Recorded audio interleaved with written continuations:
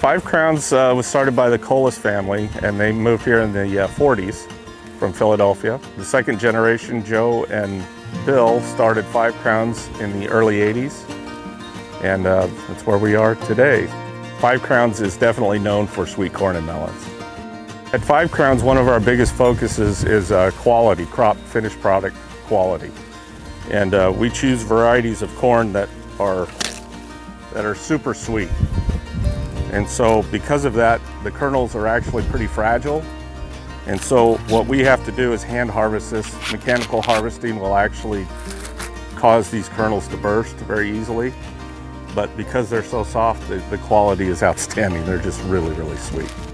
Lorianne was one of the first to shuck the corn from this to this and put it in a package so that it's easier for the consumer to pick out. Our biggest push on technology in the field side of it is the drip on the corn. That is not something that's been done a lot. We are now shifted to 100% as of this season. And the production has increased modestly, but more importantly, the quality of the product has increased dramatically.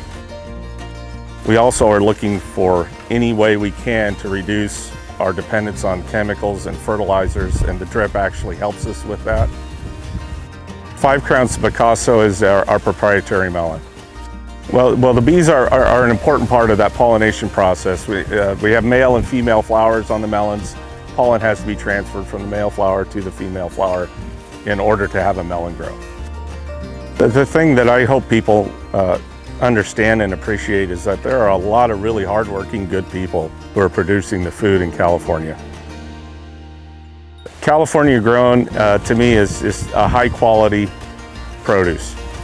That's what I think of when I think of California grown.